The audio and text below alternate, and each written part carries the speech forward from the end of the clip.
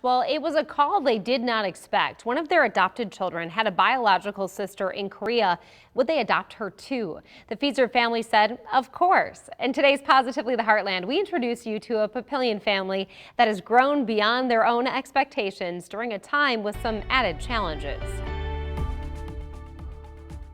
The Feezer family says they've had to adapt. We joke and say they're a little bit much because it's pretty loud in our house. It's loud in our house. Life is a bit hectic.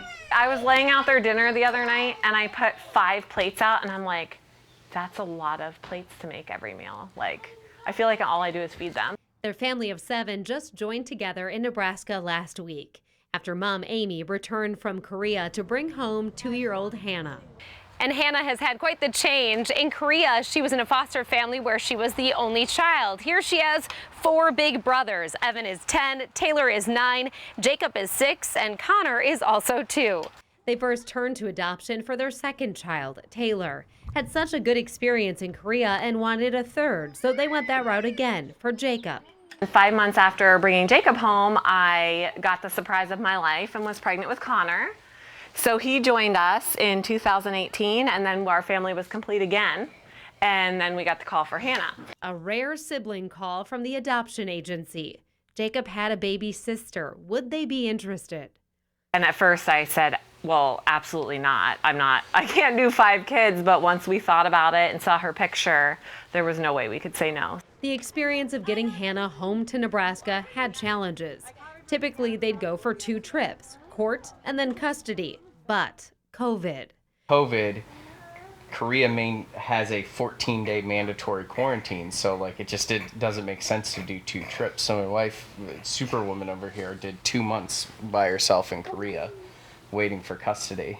Dad Andrew was there for the first part of the trip, but then returned home.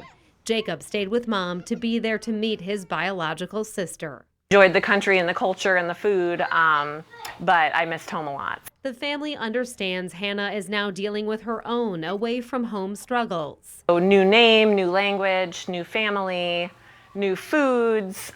She lived in a big city. She was afraid to walk in the grass at first. But she's doing well and fully supported. We never set out to have 5 kids, but we would never have it any other way. Wouldn't change it. Because louder than the chaos, clearer than the language barrier, is the feeling of love. Is your family complete now? Yes. Yes. 100%. 100%. With certainty. When you see this family now all together. And Amy's a teacher, so she'll be home with all the kids this summer. She said she's a recovering type A, that she's just had to kind of throw that out the window as she deals with all of the kids and all of the joy they bring, but obviously a little chaos too.